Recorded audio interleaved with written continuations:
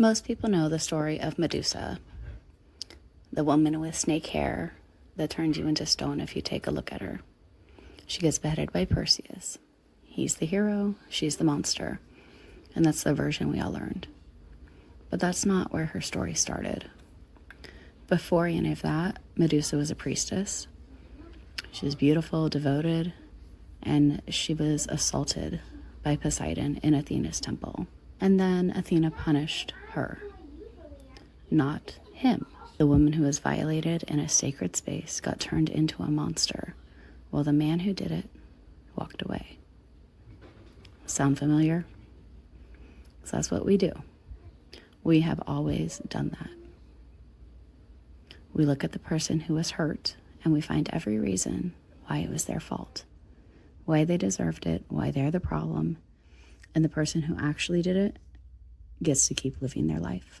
Here's the thing I've been sitting with. What if Athena didn't really punish her? What if she protected her?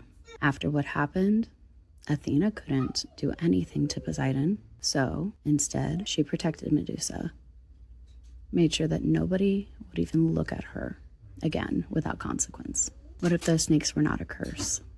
What if they're the only armor that was available to a woman who had been failed by everyone around her? I'm a survivor of child sex trafficking, CSA, and narcissistic abuse. And my whole life, I was told I was the problem. Too difficult, too broken, too much. I was the problem for just existing.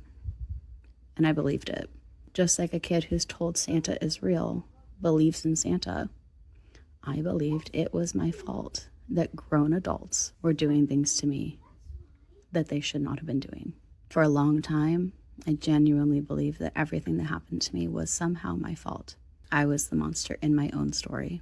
It took me 11 years of no contact to finally be able to put to words what actually happened.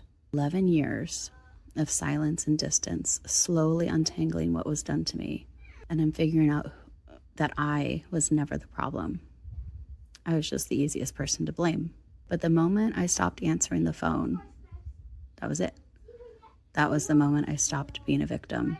I didn't need anybody to save me. I didn't need a hero. I just needed to put the phone down and walk away from the people who needed me to stay broken so they could keep hurting me. This pendant is my Medusa. The cracks, the snakes, the rotten gold. She's not a monster. She's somebody who survived and came out of the other side wearing it openly. So am I.